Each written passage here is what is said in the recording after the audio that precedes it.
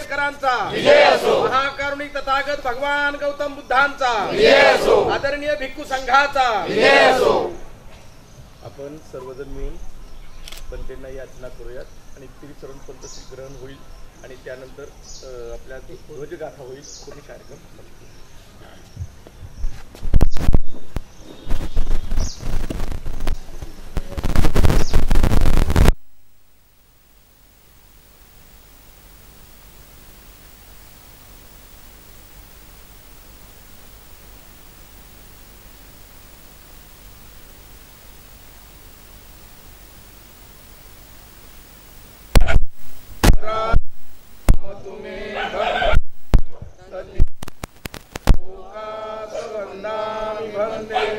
द्वारतयेन कृतं सत्व अपराधं क्षमतु मे भन्ते ओकास वन्दामि भन्ते अहं भन्ते तिसरणेन सति पंचशीलं धम्मं याचामि अनुग्रहं कृत्वा शीलं वेद मे भन्ते द्वितीयंपि ओकास अहं भन्ते तिसरणेन पंचशीलं धम्मं याचामि अनुग्रहं कृत्वा शीलं वेद मे भन्ते तृतीयंपि ओकास अहं भन्ते तिसरणेन सति पंचशीलं धम्मं याचामि अनुग्रहं कृत्वा शीलं वेद मे भन्ते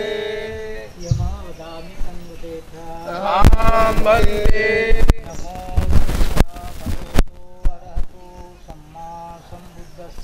नमो तस् भगवतो अरहतो सम्मा सम्बुद्धस्स नमो तस् भगवतो अरहतो सम्मा सम्बुद्धस्स नमो तस् भगवतो अरहतो सम्मा सम्बुद्धस्स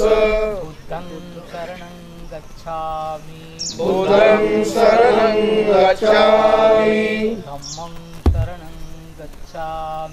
धम्मं शरणं गच्छामि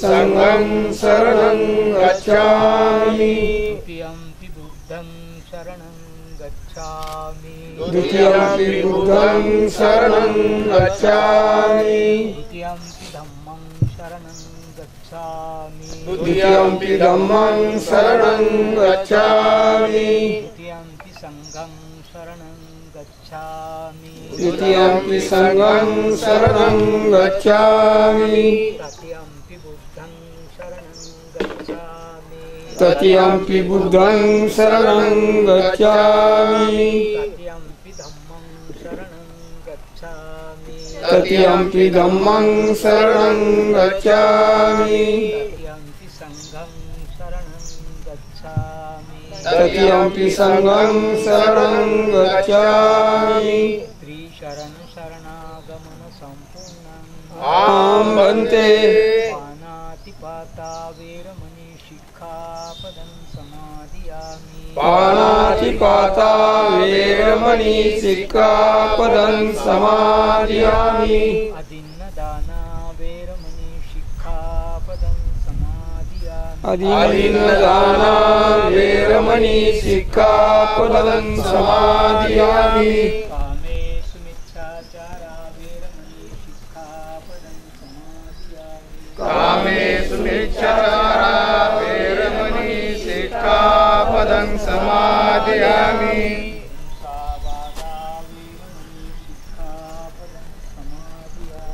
मुसावादा वेरमणि शिक्षापदं समादियामि सुरामेरय मद्यपमादठाना वेरमणि शिक्षापदं समादियामि सुरामेरय मद्यपमादठाना वेरमणि शिक्षापदं समादियामि त्रिशरणेन सह पंचशीलं धम्मं साधुकं सुरक्षितं कृत्वा अपमादेन सम्पादेत आं भन्ते साधु साधु साधु बुद्धं नमामि धम्मं नमामि संघं नमामि आदरणीय भिक्खू संघांना पंचांग प्रणाम करा. बुद्धं नमामि धम्मं नमामि संघं नमामि. सर्वांना धम्मचक्र प्रवर्तन दिनाच्या हार्दिक शुभेच्छा. आणि आता आपण सर्वजण विहारा जाणार आहोत.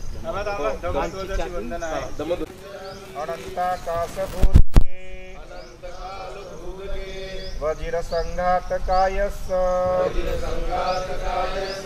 अंगिरस सतादिनो छबितो चेब आख्येनं नीलट पित्तठाने हिरंसियो चरन्ति अनन्ताकाशभूदके वज्र संघातकायस् अंगिरस सतादिनो मंसलोहित आख्येनं रत्तठाने हिरंसियो रत्तवर्णानि चरन्ति अनन्ताकाशभूदके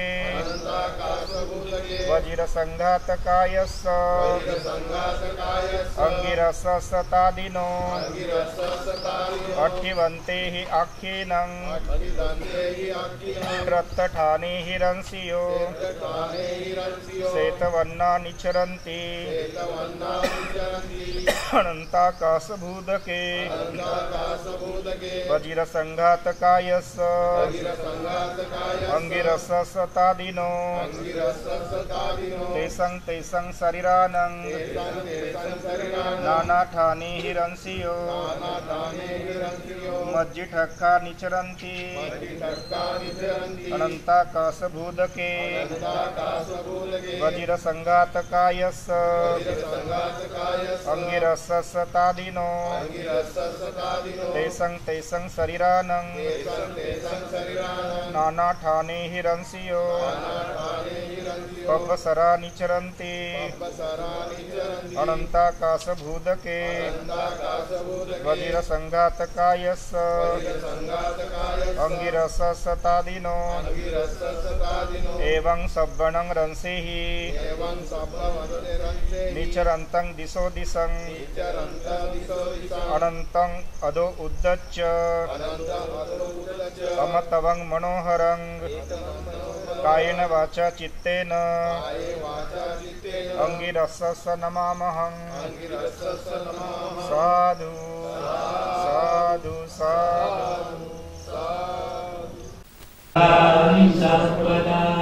नथि मे शरणं अय्यं बुद्धो मे शरणं वरं. एतेन सत्यवचनेन होतु मे जयं.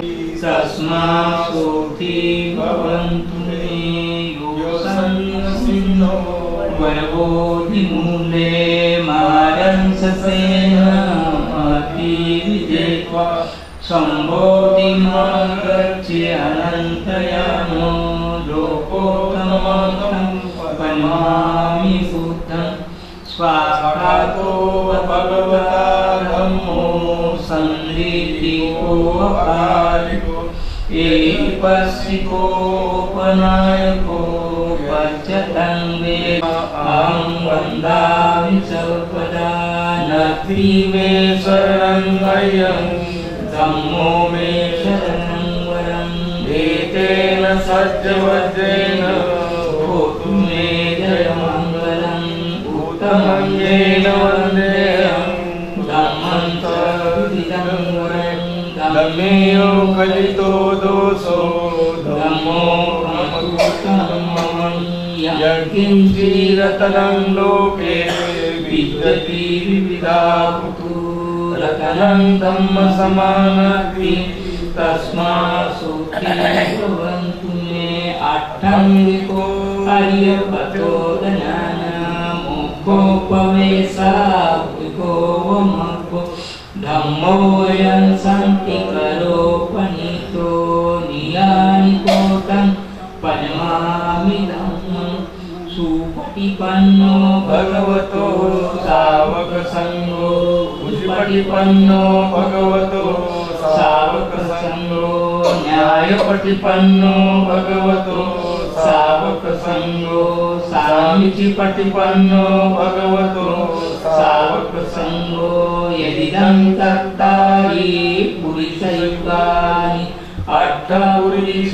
गलाएस भगवतो सावक संगो आहुनेयो पाहुनेयो दाक्षिणेयो अंजलि कर्ण्यो अनुत्तरं क्रियन्ते तं लोकसाति संगं गिरियपर्यन्तं शरणं गच्छामि एच संगातीता च एच संगानगता पशुपन्ना ते संगां वन्दामि सर्वदा नाति मे शरणं अयं संगो मे शरणं वरं ये तेन सज्जवज्रेण होतु मे जयमङ्गलम् भूतमङ्गेन वन्देऽहं संगं च किविदोत्तमम् संयेयो कलितो दोषो संगो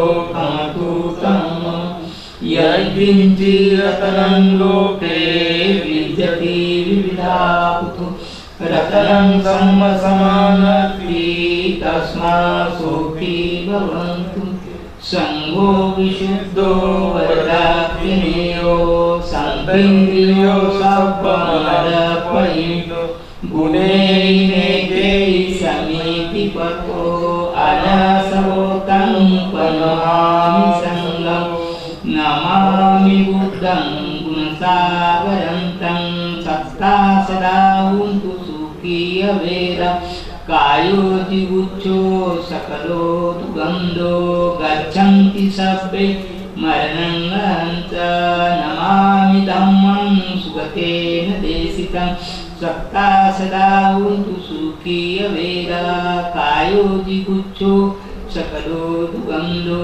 गच्छन्ति सब्बे मरणं च नमामि संगं सब्बे च नमामि पच्चेकबुद्धा विशुद्धं सत्ता सदा हुन्तु सुखी अवेदा कायो जिगुच्छो सकलो दुगन्धो गच्छन्ति सब्बे मरणं च इमाय धम्मां धम्मपटिपत्त्या बुद्धं पूजयामि इमाय धम्मां धम्मपटिपत्त्या धम्मं पूजयामि इमाय पटिपत्त्या जाति जरा मरणमा परिमुच्यसामि इमिना पुय्यकम्मेन मामे बाल समागमो सत्तसमागमो यावनिब्बानपत्त्या देवो वसन्तकालेन सर्वसम्पत्तिहेतु च टीका भवतु धम्मिको इमाय बुद्धपूजाय कथाय शुद्धचेतसा चिरन्ति तत्तु सद्धम्मो लोको हन्तु सुखी सदा इमाय धम्मपूजाय कथाय शुद्धचेतसा चिरन्ति तत्तु सद्धम्मो लोको हन्तु सुखी सदा इमाय संघपूजाय कथाय शुद्धचेतसा चिरन्ति तत्तु सद्धम्मो लोको हन्तु सुखी सदा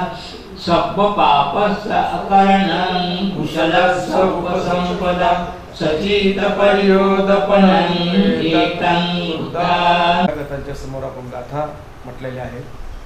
आदरणीय भंते महापंत महाथेरो, मी यांना तुमच्या सर्वांच्या वतीनं अशी याचना करतो की आपण आजच्या दिवशी आम्हाला संबोधित करावं, धम्मदेशना द्यावी अशी आपणास विनंती.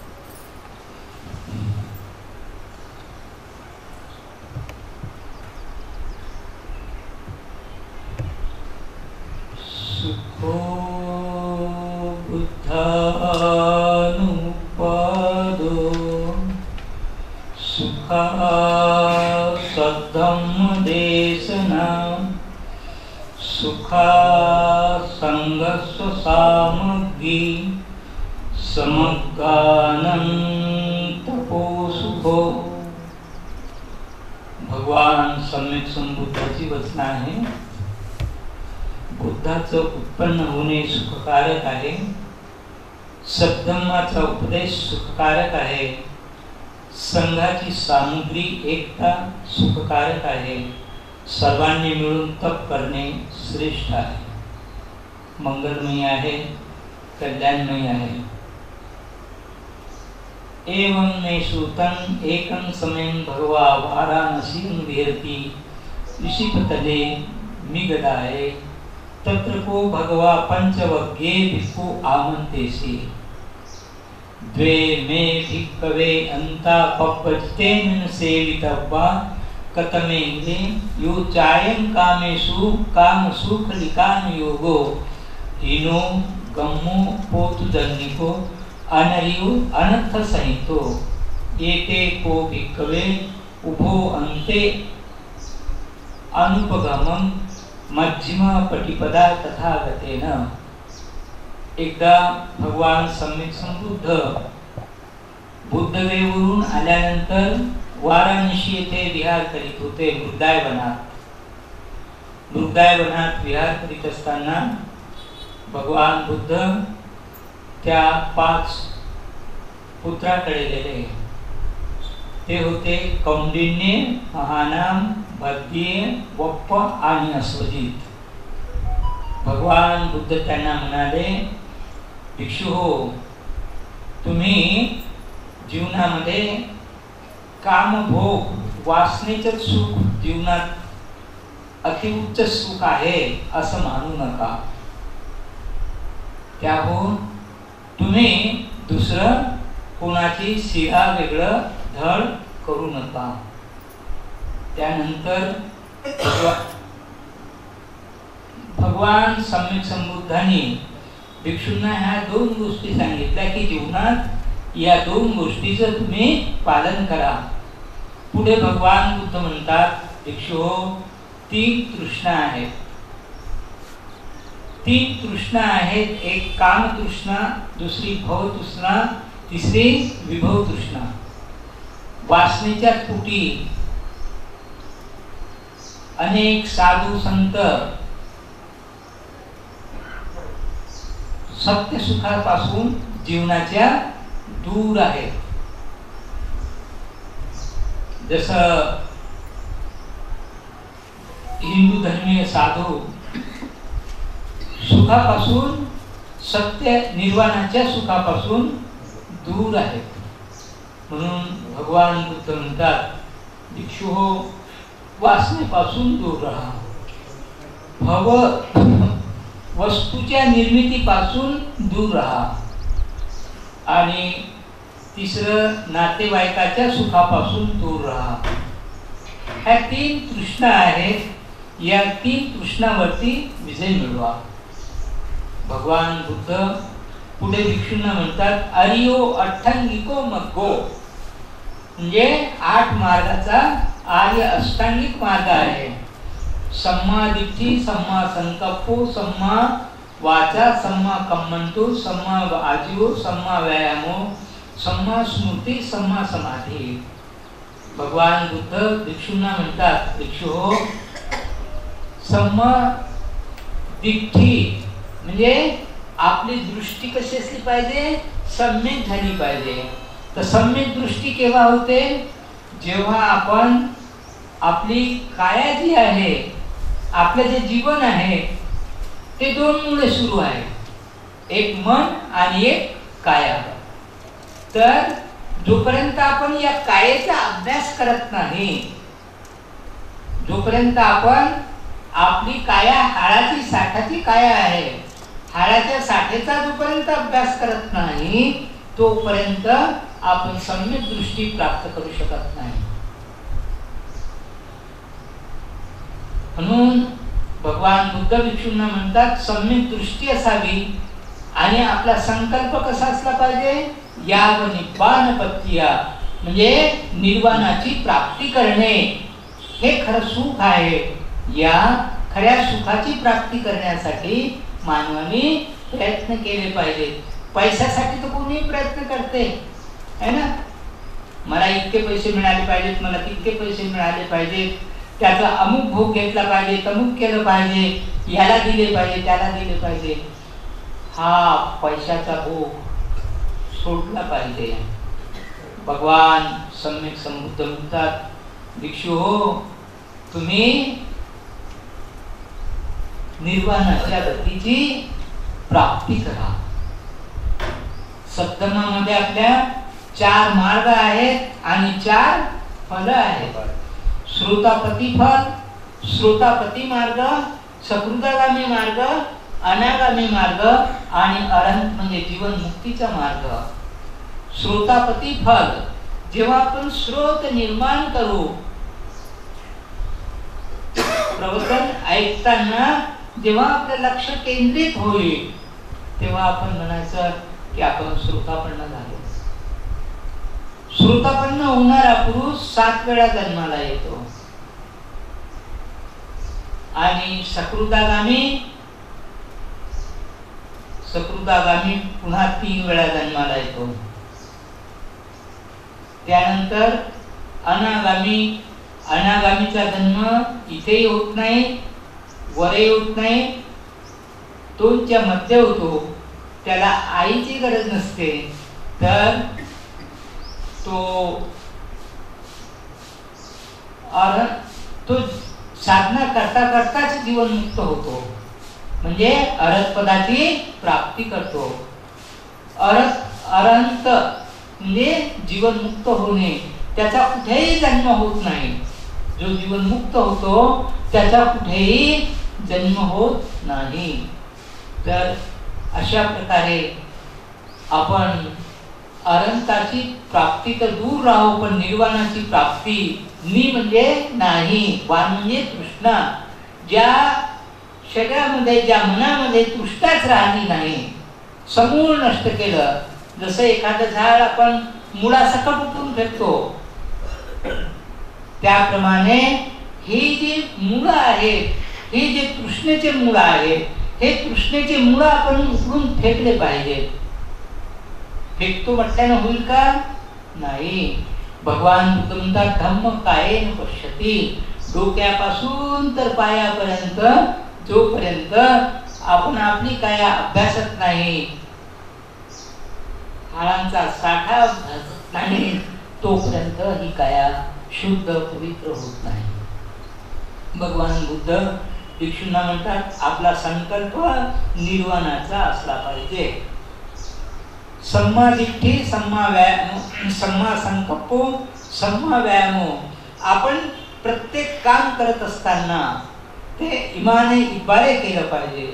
आपण जर नोकरी करत आहोत तर नोकरी करतानाही 3 वेळ चहाला जाणे, 2 वेळ पान खायला जाणे आणि याच्यातच 2-3 तास घालवणे असं नसलं पाहिजे.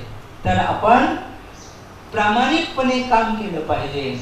त्यानंतर भगवान बुद्ध म्हणतात सम्मा व्यायामो, सम्मा सती. सती म्हणजे जागृती, सती म्हणजे जागृती. जागृती आपल्या कायाच्या प्रती, आपल्या कामाच्या प्रती, आपल्या प्रती जागृती असली पाहिजे. प्रत्येक क्षणाक्षणाला आपलं मन आपल्या कायेत रममान झालं पाहिजे. भगवान बुद्ध म्हणतात धम्म पश्चिमेमध्ये सांगताना भगवान बुद्धांनी सांगितलेलं आहे की खाईते, पिते, सोईते, जाईते, जागरिते, सर्व काम करत असताना, म्हणजे खाताना पिताना, खाताना मी खात आहे, नाही तर आपण खाऊन राहिलो आणि थोडस खाली पडून राहिलं, याला खाणं नाही म्हणत. तर खाऊन राहिलो, चावून राहिलो, चावत आहे, घास गिक्कत आहे, गिक्कत आहे, लाल मिसळत आहे, मिसळत आहे. प्रत्येक वेळेला, प्रत्येक अवस्थेला आपली काय असली पाहिजे? सचेतता, जागृती, सती असली पाहिजे. म्हणून भगवान बुद्ध म्हणतात जागरिते धम्मे. धम्मामध्ये आपण जागृत झालो पाहिजे. धम्मामध्ये जर आपण जागृत झालो तर आपण धम्माचा अभ्यास करणारे आहोत असं होईल. लोक शीलाचा भंग का करतात? कारण ते धम्मामध्ये जागृत नसतात. ते धम्मामध्ये जागृत नसतात. एखाद्या समोर दारूचा प्याला जरी आला तरी जो धम्मवान आहे तो म्हणेल नाही हे माझं काम नाही आहे. एखादा अधर्मवान म्हणेल क्या होता है पीने दो ना, म्हणजे त्याची जागृतावस्था नाही, तो सद्धम्मवान नाही. म्हणून प्रत्येकाने सद्धम्मवान होण्याचा प्रयत्न केला पाहिजे आणि जागृत झालं पाहिजे. त्यानंतर सम्मा दिठ्ठी, सम्मा संकल्पो, सम्मा व्यायामो, सम्मा सती, सम्मा समाधी. प्रत्येकाने सम्यक समाधीचा अभ्यास केला पाहिजे. सम्यक समाधी म्हणजे कुशल चित्ताची एकाग्रता. आपला श्वास येतो, श्वास जातो. श्वास येत असताना बाहेरच्या वातावरणातील राग, द्वेष, मोह घेऊन बेंडीपर्यंत येतो आणि श्वास साधना करताना सोडताना राग, द्वेष, मोह घेऊन बाहेर निघत असतो. तेव्हा आपलं लक्ष आपल्या वरच्या ओठावर केंद्रित केलं पाहिजे आणि वरच्या ओठावर केंद्रित करून आपण आपलं चित्त एकाग्र केलं पाहिजे. चित्त एकाग्र, जर समजा आपण 1 मिनिट जरी आपलं चित्त एकाग्र झालं तरी आपण पुष्कळ कमावलं. 1 मिनिट जरी एकाग्र झालं तर आपण जीवनात पुष्कळ कमाई केली असं होतं. म्हणून प्रत्येकाने भगवान बुद्धाचा हा आर्य अष्टांगिक मार्ग आपण स्वीकारला पाहिजे. त्यानंतर भगवान बुद्ध भिक्षूंना उपदेश करत असताना सर्व प्रकारच्या देवता येतात, म्हणतात, भगवान बुद्धाला हात जोडतात आणि म्हणतात, भगवान, आम्ही जे प्राप्त करू शकलो नाही ते आपण प्राप्त केलं आहे, आपण उपदेश करावा. तेव्हा भगवान सम्यक संबुद्धांनी त्यांना धम्मोपदेश केला आणि सर्व देवता लोकांनी आणि त्या तिथे बसलेल्या 6 लोकांनी, म्हणजे ते 5 कौंडिन्य, महानाम, बद्ये, वप्प आणि अश्वजित आणि एक यश पुत्र होता, यश राजाचा पुत्र. तो भटकत आला होता आणि भगवान बुद्धाजवळ येऊन बसला. त्याचे आई वडील, मुलगा एकच एक आहे, तो दिसत नाही म्हणून पाहू लागले आणि पाहता पाहता ते भगवान बुद्धाजवळ आले आणि भगवान बुद्धाला म्हणतात, पहा कसं वेडा होते माणूस, पुत्र प्रेमापायी कसं वेडा होते. ते मुलाजवळच आहेत, पण भगवान बुद्धाला म्हणतात, भगवान, आमच्या मुलाला आपण पाहिलं काय? तर भगवान बुद्ध म्हणतात, हो, हा आहे. भगवान बुद्धाला त्या यश राजाने भोजनाचं निमंत्रण दिलं. भगवान बुद्ध वाराणसीला गेले राजाच्या इथे आणि भोजन केलं. भोजन केल्यानंतर भगवान बुद्धांनी उपदेश केला. तेव्हा त्याचे 54 जे मित्र होते ते सुद्धा भिक्षू झाले आणि भगवान बुद्धांनी त्या 54 आणि हे 6 जण 60 लोकांना उपदेश केला आणि वाराणसीवरून भगवान बुद्ध गयेला निघाले. तर अशा प्रकारे भगवान बुद्धांनी वाराणसी येथे उपदेश केला आणि भगवान बुद्ध भिक्षूंना म्हणतात, काय? भगवान बुद्धाचा वर्षावास श्रावस्तीला होता. श्रावस्तीला भगवान बुद्धाकडे अनेक भिक्षू वर्षावासाला भगवान बुद्धाच्या छायेत आपण वर्षावास केला पाहिजे म्हणून येत होते. येता येता रस्त्यामध्ये वेळ झाली तर 10-12 भिक्षूंचा जथा एका गावामध्ये थांबला. गावच्या लोकांनी त्यांची व्यवस्था केली आणि 3 महिन्याचा वर्षावास असतो तर 2 महिन्यानंतर त्या गावची गुंड लोकांनी चोरी केली. लोकांजवळ काहीच राहिलं नाही. तेव्हा भिक्षूंना काय देतील? भिक्षूंनी मग झाडाचे पानं खाल्ले आणि आपलं जीवन जगलं. वर्षावास संपल्यानंतर भिक्षू भगवान बुद्धाच्या भेटीला गेले. भगवान बुद्धाच्या भेटीला गेल्यानंतर भगवान बुद्धांनी एकाची चौकशी केली बाहेरून आलेल्यांची की तुमचा वर्षावास कसा झाला, तुम्हाला काय अडचणी गेल्या. तेव्हा या भिक्षूंनी सांगितलं की भगवान 2 महिने आमचं वर्षावास सांगण्यात आला, पण 3ऱ्या महिन्यात चोरी झाली गावामध्ये, त्यामुळे आमची खाण्याची व्यवस्था झाली नाही. भगवान बुद्ध म्हणाले, खायला पानं मिळो की काही मिळो, पण धम्म अभ्यास कसा झाला ते सांगा. ते म्हणाले, त्यामुळे आम्ही अभ्यास करू शकलो नाही. भगवान बुद्ध भिक्षूंना उपदेशून म्हणाले, भिक्षू हो, खाणं महत्वाचं नाही आहे, काय मिळालं काय नाही मिळालं हे महत्वाचं नाही आहे. महत्वाचं आहे की तुम्ही धम्म अभ्यास कसा केला. कोणत्याही परिस्थितीत आपण धम्म अभ्यास केला पाहिजे. माझं अमुक काम होतं म्हणून मी धम्म अभ्यास केला नाही असं जर कोणी म्हणाल तर ते चुकीचं आहे. धम्म कायेन पश्यति, धम्म या कायेनं अभ्यास करता येतो. तेव्हा प्रत्येकाने धम्म अभ्यास करण्याची जिद्द ठेवली पाहिजे. अशा या पवित्र कल्याणकारी धम्माकडे डॉक्टर बाबासाहेब आंबेडकरांनी नेलं. त्यांचे महान उपकार आपल्यावर आहेत, आपण फेडू नाही शकत. ज्यांनी आपला मुलगा मरण पावला की काय झालं, कशाने मेला याची ज्याला काळजी नव्हती. जसं आज आपल्यासाठी दवाखाने आहेत, परंतु बाबासाहेबाचा राजरत्न बिमार पडला, रमाईने एका डॉक्टरकडे नेलं आणि डॉक्टरकडे नेल्यानंतर डॉक्टर म्हणाला, जुने पैसे दे, तुम्ही तुझ्या पोराचं ट्रीटमेंट करतो.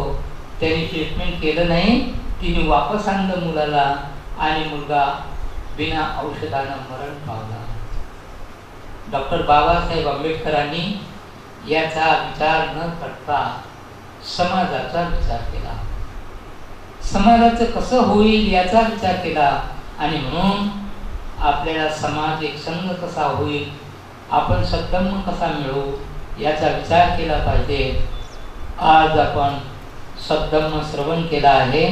या सद्धम्मानं आपणा सर्वांचं जयमंगल हो, सर्वांना सुख शांतीचा लाभ हो. साधू साधू साधू. निश्चितपणे काही गोष्टी आपल्याला समजतात. मुळात भगवान बुद्धाच्या धम्माचा उद्देश निब्बाण प्राप्त करणे आहे. धम्माचा अंतिम उद्देश निब्बाण प्राप्त करणे आहे. मग निब्बाण प्राप्त केव्हा होतं, तर निब्बाण प्राप्त 3 गोष्टींमुळे होतं. भगवंत असं म्हणतात, रागो खयो मोह खयो दोष खयो यती निब्बाण. ज्याच्या अंतःकरणातला राग गेला, ज्याच्या अंतःकरणातला द्वेष गेला आणि ज्याच्या अंतःकरणातला मोह गेला त्यालाच निब्बाण प्राप्त होतो आणि तो सुखी होतो. आपण सर्वजण जरी गृहस्थी असो, तरी मध्यम मार्गाचा वापर जर केला, रागो मोहो आणि दोषो याच्यामध्ये मध्यम मार्गाचा वापर जरी केला, तरीही आपल्या आयुष्याचं कल्याण होऊ शकतं याच्यावर माझा ठाम विश्वास आहे. आणि आम्ही त्या मार्गाने जाणारे आहोत. आणि गेले 14 वर्ष आपण या धम्मकीर्ती या ठिकाणी येत असतो. पहिल्यापासून 2008 पासून या भक्तींच्या आश्रयाला हा धम्मरथ येत असतो. यापूर्वी जोपर्यंत त्यांचं शरीर चांगलं साथ देत होतं तोपर्यंत अक्षरशः रात्रीचं जेवण सुद्धा बंदी करून देत होते आपल्याला. ते स्वतः जातीने लक्ष करून देत होते. इतकं त्यांनी धम्माबद्दल काम केलेलं आहे, माणसावर प्रेम केलेलं आहे, माणुसकीवर प्रेम केलेलं आहे. ज्याला बुद्ध समजला तो नक्कीच बुद्धाच्या मार्गानं जात असतो. आणि म्हणूनच धम्मचक्र प्रवर्तन दिनाच्या निमित्तानं आता तिथे गेल्याच्या नंतर हे समजणार नाही किंवा हे सुचणार नाही, कारण तिथे उत्सव आहे, सण आहे. परंतु सकाळी सकाळी धम्मचक्र प्रवर्तन दिनाच्या दिवशी सकाळी सकाळी जगण्या मारण्यावर आध्यात्मिक मार्गावर आज जे पंडितनी जे सांगितलं ही याचं सगळं वर्णन धम्मचक्र प्रवर्तन सूत्र या सूत्रामध्ये सगळं सांगितलेलं आहे. आणि त्याचंच सूत्र आदरणीय भंते महापंत महाथेरोंनी आपल्याला सांगितलं आहे की भगवान बुद्धानं जेव्हा ज्ञान प्राप्त केलं, प्राप्त झालेलं ज्ञान जेव्हा त्यांनी वाराणसी या ठिकाणी सारनाथमध्ये ईसीपतन मृगदाय वनामध्ये जेव्हा त्यांनी पहिलं प्रवचन दिलं, आज त्या ठिकाणी धम्मिक स्तूप आहे, सम्राट अशोकानं बांधलेला धम्मिक स्तूप आहे, त्याच ठिकाणी भगवंतानं आपलं पहिलं प्रवचन दिलं. आणि पहिल्या प्रवचनामध्ये जे आता भंतेंनी सांगितलं हे जगातलं पहिलं प्रवचन आहे. आता जे तुम्ही ऐकलं आता 10-5 मिनिटं, हे जगात पहिल्यांदा बुद्धानं दिलेलं पहिलं प्रवचन, प्रथम धम्मचक्र प्रवर्तन त्याला असं म्हणतात. आणि हे सुत्त निपातामध्ये धम्मचक्र प्रवर्तन सूत्र या नावाने प्रसिद्ध आहे. आणि म्हणून त्यांनी आज तो उपदेश केला. आजचा उपदेश हा अत्यंत महत्त्वाचा आहे, कारण आतापर्यंत सुखी होण्याचे मार्ग कोणी सांगितले नाही. सुखी जर तुम्हाला व्हायचं असेल तर अमुक एका देवाला जा, अमुक एकाकडनं पूजा करून घ्या. मग पूजेचेही पुन्हा 4-5 प्रकार आहेत. मग कधी वस्तुरूपाची पूजा आहे, कधी पूजा घालून पूजा आहे, कधी नरबळीची पूजा आहे, कधी पशुबळीची पूजा आहे. अशा पूजेचे जवळजवळ 10-12 प्रकार आहेत. पण भगवंत कधीही तशा पद्धतीची पूजा करायला सांगत नाही. तर भगवंत आपल्याला हे सांगतात की तुमचं सुख सुद्धा तुमच्या जवळ आहे, तुमचं दुःख सुद्धा तुमच्या जवळ आहे. फक्त एवढंच की तुम्हाला या भोगवादी चळवळीमध्ये, इहवादाच्या चळवळीमध्ये, डोळ्यांना दिसणाऱ्या चळवळीमध्ये तुम्हाला तुमचं सुख सापडत नाही. तुमच्या जवळ आहे ते, पण ते सापडत नाही. ते सापडण्यासाठी आपले प्रज्ञाचक्षु, त्यांनी त्याच्यावरही भर दिलेला आहे. प्रज्ञाचक्षु म्हणजे शहाणपणाचे डोळे आपण ज्याला म्हणतो, शहाणपणाची दृष्टी, जे सम्यक दृष्टीमध्ये त्यांनी सांगितलेलं आहे. म्हणजे अठ्ठांगिक मार्ग जो आहे सुखी होण्याचा, हा अठ्ठांगिक मार्ग म्हणजे सुख प्राप्त करण्याचा आहे. मी हा जो 14 वर्ष हा धम्मरथ काढू शकलो, किंवा मी जे काही कार्यक्रम करतो, किंवा जे काही मी माझ्या ज्या काही ॲक्टिव्हिटीज आहेत, या सगळ्या ॲक्टिव्हिटीजमध्ये मी दररोज का होईना मी अठ्ठांगिक मार्गाचा अवलंब करण्याचा प्रयत्न करतो. माझ्याकडनं तो झालाय असं अजिबात नाही. होईल मला माहीत नाही, पण मी दररोज तसा प्रयत्न करतो आणि मला प्रत्येक वेळेला त्याची अनुभूती येते. कारण कुशल आणि अकुशल या दोनच गोष्टी आपल्याला पाळायच्या. कुशल आणि अकुशल याच्या व्यतिरिक्त काही नाही. फक्त आपल्या अंतर्मनाने समजून घेतलं पाहिजे की कुशल काय आणि अकुशल काय. तेव्हा आजच्या दिनाच्या तुम्हाला मनपूर्वक शुभेच्छा देतो. दुसरी गोष्ट, आता आपण इथून गेल्याच्या नंतर खाली जायचे. बुद्धं शरणं गच्छामि, धम्मं शरणं गच्छामि,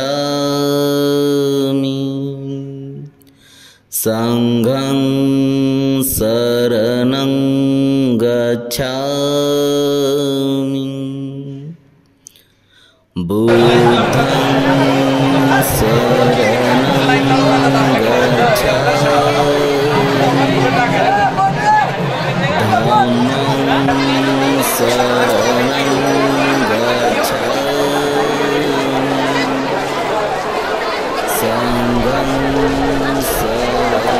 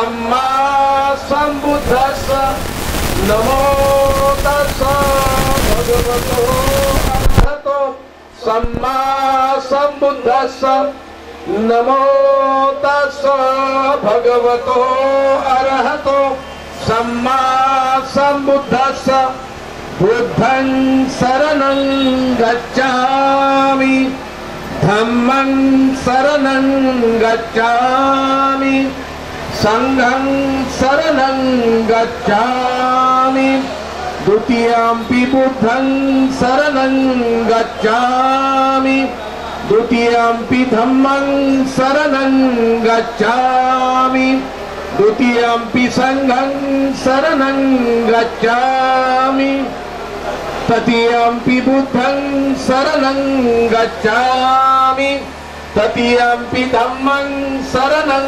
गच्छामि तृतीयंपि संघं शरणं गच्छामि पाणातिपाता वेरमणि सिक्खापदं समादियामि अदिन्नदाना वेरमणि सिक्खापदं समादियामि कामेषु मिच्छाचारा वेरमणि सिक्खापदं समादियामि मुसावादा वेरमणि सिक्खापदं समादियामि सूरामेरय मज्जपमादठाना वेरमणि सिक्खापदं समादियामि साधु साधु साधु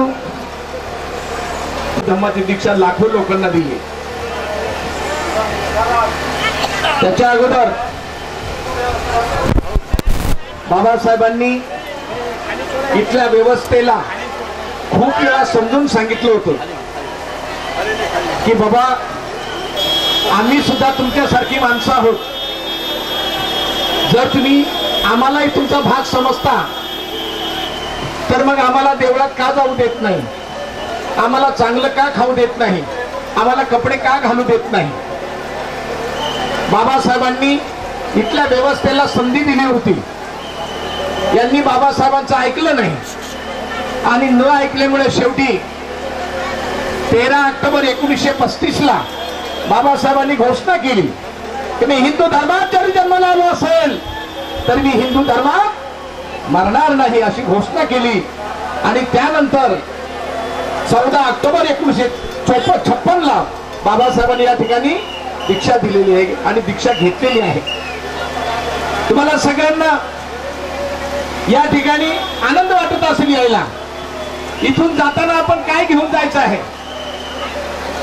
सगळ्यात महत्वाची गोष्ट ज्या भगवान बुद्धांनी त्यांच्या आयुष्यामध्ये 5 शिलाला जे महत्व दिलेलं आहे त्या शिलाचा विचार घेऊन आपण या ठिकाणी जायचं आहे. बाबासाहेबांनी जो विचार दिलेला आहे शिका, संघटित व्हा आणि संघर्ष करा, हा विचार त्यांनी दिलेला आहे तो विचार घेऊन जायचा आहे. आणि या जगातला एक अप्रतिम ग्रंथ बाबासाहेबांनी निर्माण केला जो जगामध्ये नाही. भगवान बुद्धाच्या जन्मापासून तर महानिर्वाणापर्यंत इत्यंभूत माहिती असणारा धम्मग्रंथ या जगात दुसरा कोणताही नाही. एकच ग्रंथ आहे ज्याचं नाव बुद्ध आणि धम्म, जो बाबासाहेबांनी लिहिलेला आहे. हा ग्रंथ बाबासाहेबांनी लिहिलेला आहे. माझ्याकडे काही प्रती आहेत, मी तो वाचणार आहे. फक्त एवढंच सांगा प्रामाणिकपणे, हा ग्रंथ कोणाला पाहिजे. त्यासाठी मी फक्त 3 प्रश्न विचारणार आहे. त्यासाठी मी फक्त 3 प्रश्न विचारणार आहे. आता लक्षात घ्या, मी प्रश्न विचारतो, फक्त ज्याला उत्तर येत असेल त्याने हात वरती करायचा.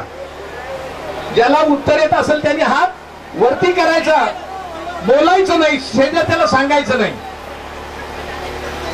बघा, मी पहिला प्रश्न विचारतो. भगवान बुद्धांच्या आईचं नाव काय होतं? बघा, भगवान बुद्धाच्या आईचं नाव काय होतं? कोण सांगणार आहे? या पाठीमागचं या इकडे या लवकर कोणतरी पटकन चला. भगवान बुद्धाच्या आईचं नाव काय होतं ऐका तर खरी त्याचं उत्तर तर ऐकून घ्या ना. त्याला प्रश्न विचारणार आहे मी. आपलं नाव काय? पुढे या पुढे या अरे पुढे याचा अर्थ कळाला का? हा आपलं नाव काय? अक्षय. कुठून आलात? वर्धा जिल्हा चिंचाळा. काय करता आपण? काही नाही, जॉब केला. काय कंपनीत आहेत का शिक्षकात? कंपनीत आहे. बर बुद्ध आणि धम्मग्रंथ वाचलाय का? ठीक आहे. यांना प्रश्न विचारला आपण. भगवान बुद्धांच्या आईचं नाव काय? एकदा चुकल्याच्या नंतर बाद सांगा ना. महामाया. बरोबर आहे का? आता यांना दुसरा प्रश्न विचारतो. सोपा प्रश्न दुसरा विचारतो. भगवान बुद्धांच्या वडिलांचं नाव काय? बरोबर आहे का? आता शेवटचा प्रश्न आणि हा ग्रंथ देणार आहे आमच्या डॉक्टर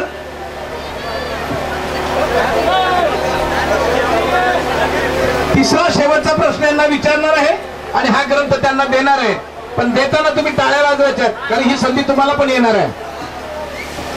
आता पुढचा प्रश्न विचारू का? विचारा. भगवान बुद्ध होण्यापूर्वी त्यांचं नाव काय होतं? सिद्धार्थ. बरोबर आहे का? शाबास. आता हा ग्रंथ यांना मी भेट देणार आहे. आमच्या या धर्माभियान संयोजन समितीच्या आमचे जे कारंजाचे आमचे कार्यकर्ते आहेत डॉक्टर रामटेके यांची कन्या आमच्या धर्माभियानाच्या डॉक्टर अंकिता या डेंटल सर्जन आहेत. मी त्यांना विनंती करतो की हा ग्रंथ तुम्ही त्याला द्यायचा आहे. हे काढून ठेवा. मला दिली देशपांडे कुलकर्णी वैद्य पापड कर्वे नेने त्यांचं नाव घेतलं आणि आमचं ठेवलं डुकरे गाडवे हे ते असे नाव ठेवले. असो पहिलाच ग्रंथ यांनी जिंकलेला आहे आणि हा ग्रंथ अक्षयला डॉक्टर अंकिता हे देत आहेत.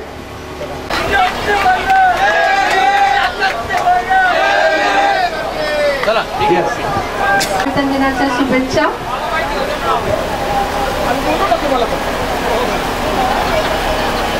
मागाच्या सारखंच ज्याला येईल त्याने फक्त हात शांतपणे वरती करायचा आहे. पुढचे 2 प्रश्न वाट पाहून आहेत. बरोबर आहे? बघा माझा पहिला प्रश्न आहे. आता डॉक्टर बाबासाहेब आंबेडकरांनी या देशाचं संविधान लिहिलं. बरोबर आहे का? बरोबर आहे ना? बाबासाहेबांनी या देशाचं संविधान लिहिलं. त्याला किती वर्ष किती महिने आणि किती दिवस लागले? कोण बोलायचं नाही सांगतो तेच तर सांगतो ना. हात वर करा यावरती चला. दिनकर नामदेव साठे. बर तोंडाचं काढून टाका. ते मोठं षडयंत्र आहे ते करोनाचं. करोनाने एकही माणूस जगात मेला नाही मरणारही नाही. करोना हा आजारच नव्हता. वेगळ्या आजाराने सगळे माणसं मारली. असो काय हरकत नाही. आपला विषय करोनाचा नाही. आपल्याला पवित्र ग्रंथ वाटायचा आहे. तर भारतीय राज्यघटना बाबासाहेबांनी लिहिली आणि त्याच्यासाठी लागणारा कालावधी अर्थात किती वर्ष किती महिने आणि किती दिवस लागले? 2 वर्ष 11 महिने 18 दिवस. बरोबर आहे का? शाबास. आता यांना दुसरा प्रश्न विचारतो. आपलं नाव काय? दिनकर नामदेव साठे. कुठून आलात? नेवासा. नेवासा म्हणजे अहमदनगर जिल्हा. वा वा वा. नेवासातला तालुका कोणता? आपल्या नेवासातलं गाव कोणतं? बेलपिंपळगाव. बेलपिंपळगाव हा दम्मरत नेवासा मार्गेच येतो. घोडेगाव वगैरे नेवासा फाटा घोडेगाव तिथूनच येतो. तर यांनी पहिला प्रश्न पोलिसांच्या गाडीला जागा द्या. आपल्या संरक्षणासाठी पोलीस लोक आहेत. सिद्धार्थ असताना तो घराच्या बाहेर पडला अशासाठी की आता मला जगाला ज्ञान देण्यासाठी मला काहीतरी व्हायचंय. मी सिद्धार्थ आहे. मला बुद्ध व्हायचंय. मला ज्ञानी व्हायचंय आणि जगाचे मला प्रश्न सोडवायचे असं भगवंताला वाटलं. त्यावेळेला कपिल वस्तू नगरीमधून बाहेर पडलेले आहेत, बरोबर आहे? कपिल वस्तू नगरीमधून बाहेर पडले आणि यांना प्रश्न असा आहे की ते बाहेर पडल्याच्या नंतर कुठल्या नदीच्या काठी जाऊन त्यांनी आपले केस काढलेले आहेत? रोहिणी. बरोबर आहे का? बरोबर आहे का? नाही नाही म्हणतात. निरंजना. निरंजना निरंजन ते म्हणतात नाही ना. ठीक आहे, बसा खाली. तर भगवान बुद्ध अर्थात सिद्धार्थ कपिल वस्तूच्या पूर्वेच्या दरवाजानं बाहेर पडले आणि ते ज्या ठिकाणी गेले, ज्या ठिकाणी भगवान बुद्ध गेले ती नदी होती रोहिणी नदी नाही, ती नदी निरंजना नाही, ती आहे ओनामा नदी. कोणती? ओनामा. आता पुढचा प्रश्न उत्तर येत असं त्याने वरती यायचं. पुढचा प्रश्न, सिद्धार्थ जेव्हा बाहेर पडला तेव्हा त्याच्या बरोबर कोण होतं? चल पहिल्यांदा हातवर केला. ये अरे ये ना. पहिल्यांदा हातवरती केलं त्यानं, याचा अर्थ उत्तर त्याला येते. खंडारी, विश्वरत्न, पंजाब खंडारे. नाव भारी आहे बाबा, काही का असेल नाव तर भारी आहे. प्रश्न काय विचारला माहितीये? गौतम बुद्ध पहिल्यांदा जेव्हा घराबाहेर पडले तेव्हा सिद्धार्थ जेव्हा घराच्या बाहेर पडला कपिलवस्तू नगरीच्या पश्चिम दरवाजातून, जेव्हा पूर्वेच्या दरवाजातून जेव्हा बाहेर पडला घर सोडण्यासाठी, तेव्हा त्याच्या बरोबर कोण होते असा प्रश्न आहे. आपण काय करता? शिक्षक स्पर्धा परीक्षेची तयारी करतो. कुठं? हिंगोली. अगोदर बेसिक ग्रॅज्युएशन कशात झाले? आर्ट मधला विषय कोणता? राज्य, समाज, इतिहास. वा, ठीक आहे. म्हणजे याचा समाजशास्त्र आणि राज्यशास्त्र जर विषय असेल तर त्याला उत्तर असेल. तर बघा प्रश्न असा आहे, सिद्धार्थ जेव्हा घराच्या बाहेर पडला कायम स्वरूपासाठी, तेव्हा ओनामा नदीपर्यंत त्याच्या बरोबर कोण होते? त्याचं उत्तर देणार आहेस तू? ओके, ये पुढे या सदा. जेव्हा सिद्धार्थ गौतम घराबाहेर पडले तेव्हा त्यांच्यासोबत त्यांचा घोडा कंटक हा होता. अजून कोण होतं? कोण होते विचारले? एकच रे. कोण म्हणजे एकापेक्षा दुसरं कोणता? दामणगाव. रेल्वे दामणगाव. बर, तुम्हाला प्रश्न विचारायला कळाला का ताई? डबल सांगा म्हणतात ते. सिद्धार्थ बुद्ध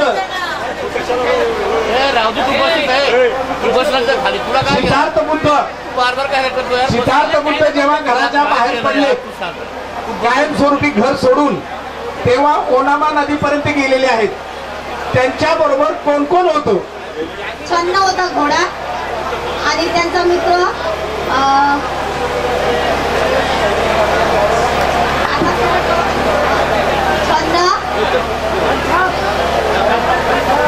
कंठ होता. आता छन्न कंठक आहे की छन्न घोडा आहे त्यांनी ठरवा. कंठक हा घोडा आहे का छन्न घोडा आहे? याच्यातला घोडा कोण आणि गाढव कोण? छन्न घोडा. त्यांचं म्हणणं आहे छन्न घोडा. बरोबर आहे का? नाही म्हणतात लोक. मी तुम्हाला ग्रंथ द्यायला तयार आहे, लोक म्हणतात नका देऊ. नाही, डबल नाही. बाकी त्यांना नाही, डबल लगेच नाही. चला कोण?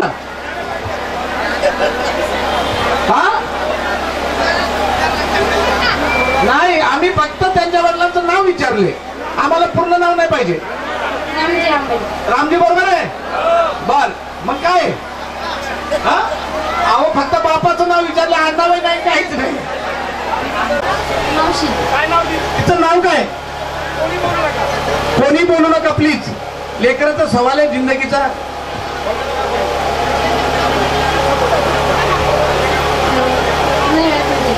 ती म्हणते नाही आठवत. कोण देते याचं उत्तर? या इकडे चला.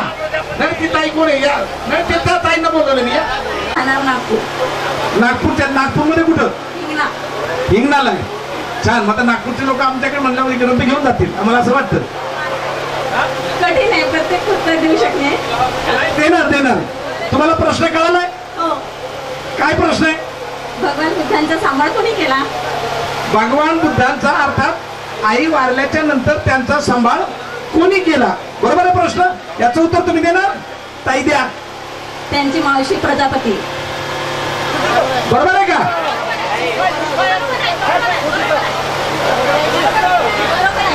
बरोबर आहे. तुम्ही कसं काय चुकीचं म्हणता? सांगा बरं, काय होतं नाव? नाही नाही नाही, तसं नाही, तसं तिथून सांगा काय नाव आहे तुमचं. नाव सांगा म्हणजे मग मी सांगतो लोकांना. अहो उत्तर काय आहे? तसं नाही, तसं नाही. भगवान बुद्धांचा जिने सांभाळ केला तिचं नाव काय? सिद्धार्थाचा सांभाळ कोणी केला? मला काय माहिती तुम्ही एवढे ज्ञानी आहात. या इकडं. यांनी पहिल्या प्रश्नाचं उत्तर बरोबर दिलेलं आहे. यांना आता मी दुसरा प्रश्न विचारणार आहे. दुसरा प्रश्न असा आहे, भगवान बुद्धांच्या म्हणजे भगवान बुद्ध जेव्हा लहानपणी रानात गेले होते फिरण्यासाठी, त्यांच्या समोर अचानक एक हंस येऊन पडला. त्या हंसाला काय लागलं होतं? बाण लागला होता. आपण सांगू शकाल त्या हंसाला बाण कोणी मारला होता? बाकीच्यांनी कृपा करून बोलू नका. त्यांना जर नाही उत्तर आलं तर ताई तुम्हाला बोलवतो. गाणं आहे ना, लागला अचानक एक हंसाला बाण. बरोबर आहे का? बरोबर. छान छान छान. आणि या ठिकाणी हा ग्रंथ या ताईंना मी देत आहे. आमच्या धम्म अभियानाचे संघटक आयुष्यमान अनिल गायकवाड यांच्याकडनं हा ग्रंथ देत आहे. जय भीम.